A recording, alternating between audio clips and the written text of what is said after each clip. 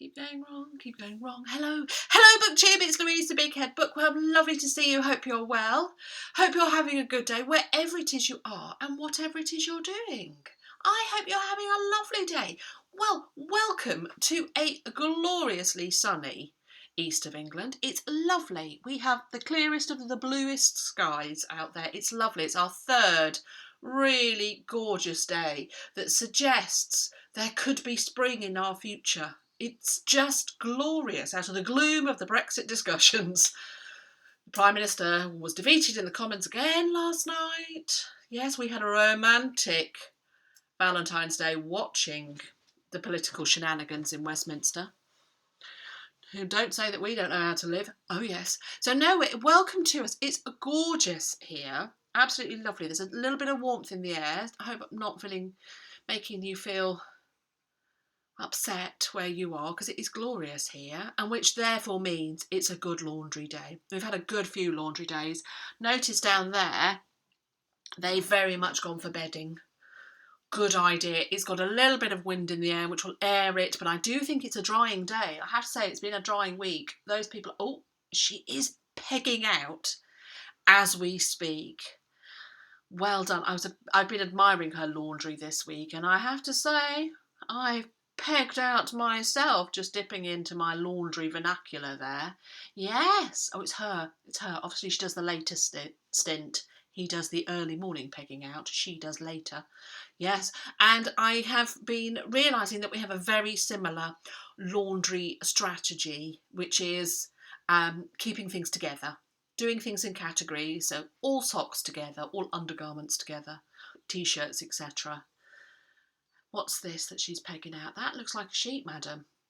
Would you like a hand? Yeah, tricky. And it's high up. I'd lower it and put it on and then hook it back up again. No, she's doing it. God love her. Very tempted to go out and help her. Yes. So, but it is that kind of day. It's a drying day, people.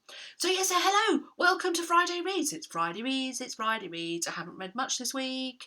It's Friday Reads. How lovely to see you. I haven't read too much, and so I haven't got too much to talk about. So here we are, Friday Reads. This is the video where I talk about the books that I read last week, the books that I plan on reading this week. I hook you in with the books, and then I talk to you about laundry. And also, I have to give a disco update. I have kept you in suspenders for the entire week. You did not know, if you watched last week's video, that you know that my 10-year-old son was going to his school disco on Friday night, an hour and a half, 6:30 till 8. And last year we had the disappointing disco of 2018, and we were cross fingers on our last nerve as to whether it was going to be any good. But to lead us into the disco segment, the husband has organised this for us. Are you ready? Friday Reads, it's Friday Reads, I'm gonna read a book. Oh yeah. It's Friday Reads, and I'm gonna read a book. Oh yeah. It's Friday Reads, and I'm gonna read a book. Yes, somebody in the suggestions had suggested that we should have a later cheeky have a disco version of Friday Reads. The husband saw that, and you ask and he will provide. How fabulous is that? So I have my own disco beat. And the thing is, it is a hell of an earworm, and I have been struggling to remember my normal Friday Reads tune, because that has stuck in my head. And mind you, I have listened to it an awful lot. It is marvellous. And if you're lucky, I might play it again later. Anyway, so yes, let's go into the disco chat. He went, he just put on clothes. He didn't put on a special outfit. And oh gosh, it's a popular event at this school. So I got there, we had to walk quite some way because of all the people picking up the younger children before the older children go in for their disco. And we had to queue to go in, but as we were in the queue, we were behind two girls who were in definite outfits. I mean, definite outfits, you know, with sparkly shoes on and everything. And he was just wearing clothes. But then they chatted to him, and so he kind of left me, sauntered over, chatting to the year 5 girls. Yes, year 5 girls, younger. And yes, he went in with a nary a worry. We could see people in there, and I think he spotted a charm. And then, without a backwards glance, he, later, mum, and we went to the pub. It was great. So yes, we went to the pub. We had a couple of drinks, and the husband went and picked him up, and I was like, "How's it going to be?" Oh, he had a great time. Oh yes, and how do I know he had a great time? Because I was greeted with YMCA. Yes, that's how he greeted me. Yes, they still do that at school discos. YMCA. Yeah, it's not moved on. You kind of think, and I said to him, what are the popular tunes? And he was like, oh.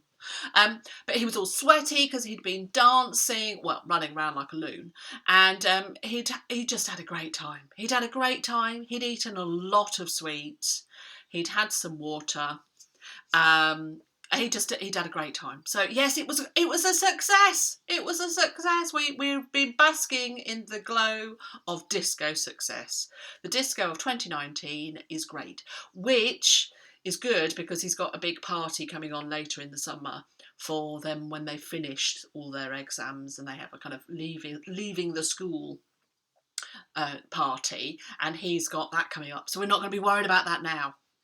Hooray! So all's good in the world, and I've got a little bit of Disco Friday reads. Anyway, let's get on to the reading, because I've been talking for a good 6 or 7 minutes, and I haven't yet. Oh, leans over, gets my gin. It's not gin. It is in fact vodka. No, it's not vodka. It is gin. No, just sparkling water. Too early in the day for that, although. No, it is too early in the day. So what have I been reading this week? I've only finished 2 books this week. I have finished Low Country by Tom Bolton, which is Brexit on the Essex coast. So I'd started this last week and I told you about it. It has some great pictures in. So it is Tom and his partner, Joe, just called Joe, and they go for days walking around the Essex coast, and occasionally they would stay overnight. They'll tell you all about the hotels, the B&Bs that they stayed in. They sound great. I have to say, I got more and more into this book as it went along. And I've been reading it. I was reading out little bits to the husband when I was reading it, because it would get me. My main takeaways is that Tom was not a fan of the people in Essex and the characters, because all of his anecdotes were not complimentary of the people in Essex. It was in 2016 where we had the referendum, which gave the people of Britain the chance to vote on Brexit, which is the British exit from the European Union, which we've been in since the 70s. And much to the surprise of all the commentators and a lot of people, it was a leave vote rather than a remain vote, and stunned. And Tom was very much a remainer. I was a remainer too. I should just say that too. And you can feel his kind of how it's. I think it really tainted how he viewed walking in Essex, which was very much Leavers, and the people there were very much Leavers. And I remember 2016, people were talking about it all the time. And there was like our Prime Minister at the time resigned straight after the vote, and then so there was a leadership kind of challenge, for leadership contest, and then after about 3-4 months a snap election was called, and the government's majority was really slashed, and so it was difficult. So she's working in a minority government, so there was all this stuff. There was a lot of politics. I mean, it was politic heavy that year, still is this year. I mean, gosh. And it impacted so many people. I mean, it is still something, and it's torn families apart. And even now, there are some people in our family that we don't you just wouldn't talk about it with, because it's still so raw. It really is. It's still so raw in the country. And it was interesting reading it. He is a Remainer and I have that Remain sensibility. So I was kind of like agreeing with him. But I don't think it was a very fair reflection on the on Essex people. Very interesting about the landscape and how the landscape is so dominated by the threat of the sea, very much the threat of the sea, because it's a low-lying county that has this amazing sea defence, that basically that's the only thing that's stopping the sea just kind of moving in, reclaiming a lot of its land. So there is this constant narrative about the threat of the sea and where it has breached the sea walls, and it sounds like a really interesting landscape, even though it sounds very samey. It sounds very flat and very full of marshland, but it sounds fascinating. And I have to say, by the end of the book I was going, I think we should go to Essex and go for a walk there, because it was a really good book, actually. I enjoyed its tone, although I wasn't swept up in its tone. I enjoyed it. The pictures were hilarious, because he'd obviously taken photographs that were just so bleak, and it was like they were not putting the text in places that it would make sense. I mean, there's only once or twice that it actually referred to the picture in a page one or two away. It could be like 5 pages away, the picture referred to, and it was quite fascinating how it had been put together. So I really enjoyed it. It was a very quick read, and I actually would recommend it. I did really enjoy it. The other book I read this week was Agatha Christie's Murder on the Orient Express, which is one of her incredibly well-known texts. There have been lots of films, and Albert Finney died this week, and he played Hercule Poirot in one of the film adaptations of Murder on the Orient Express. So that was quite kind of sadness tied in with that, because about him dying. But yes, it was a good book. I enjoyed it. I listened to an all-star cast performance of it, and yeah, it was good. Tom Conti was Hercule Poirot. I'm very familiar with it. I know it very, very well. So it was just an enjoyable listen rather than anything more than that. What am I currently reading? I'm still picking up this every so often and dipping into it. It's Nora Roberts, writing as J.D. Robb, Origin in Death. I think this is one of the best in-depth books. I think she really challenged herself with the plot line with this. Her plot lines can be similar, but I think she really challenged herself with this book, and I think she handled herself really well. So it's a really good book. I tend to read it at night when which page am I on? Am I on that one? No, that one. So yes, I'm 132 pages in. I'm reading a couple of pages at night before when my head hits the pillow, and then I go. I'm not managing to read much before I go to sleep, but that's there. I also picked up A Curse So Dark and Lonely by Bridget Kimmerer.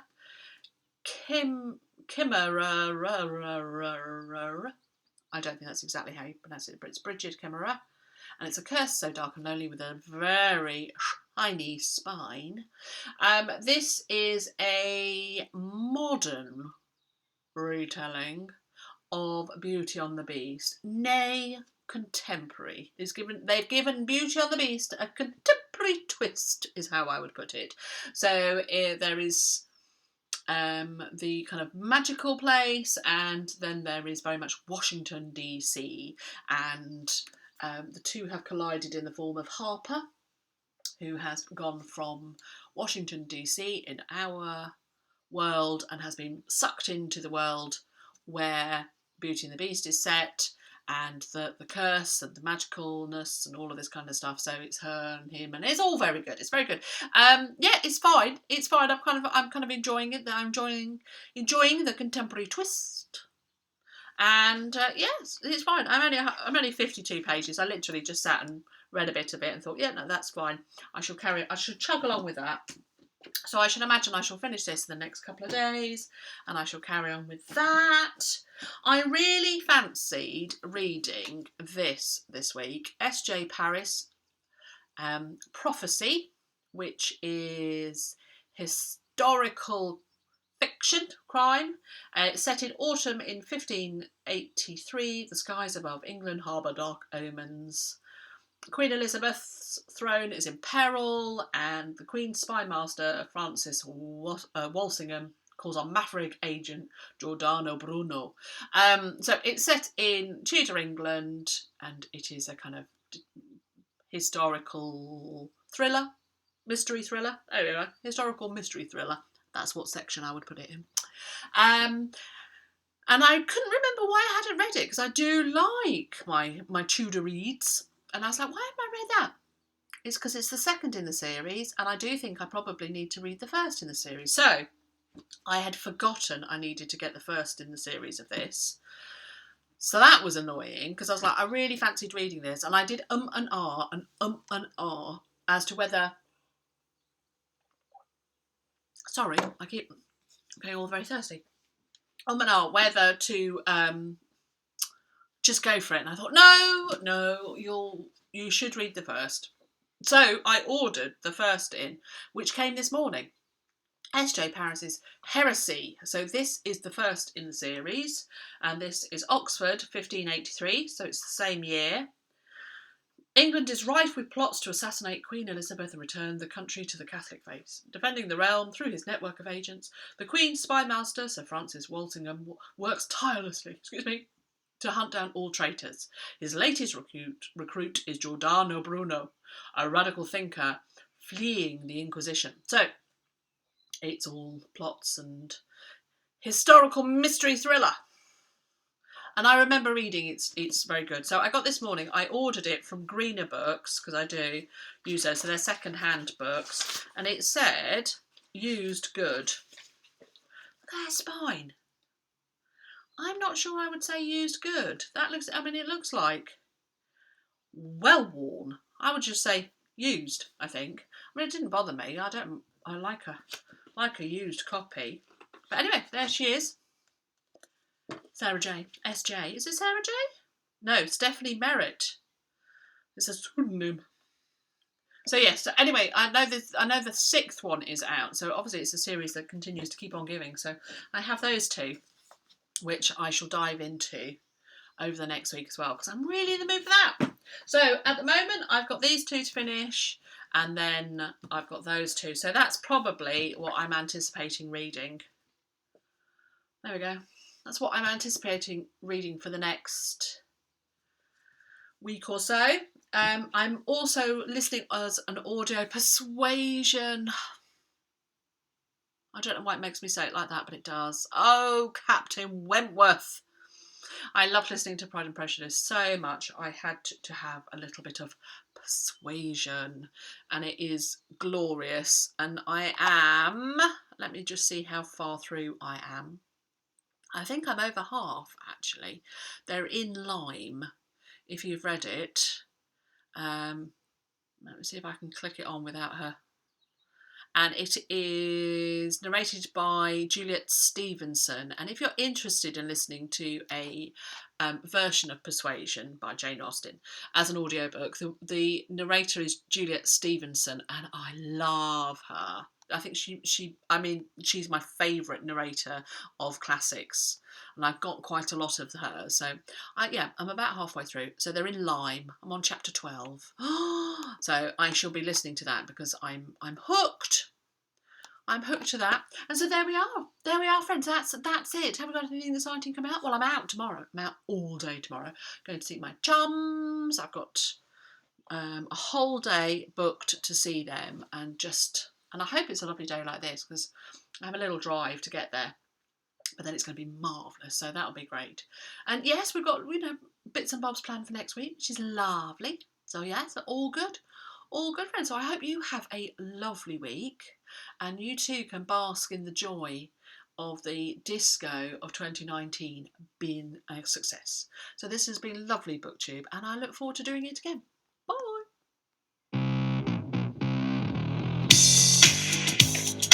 Friday reads, it's Friday reads, I'm gonna read a book. Oh yeah.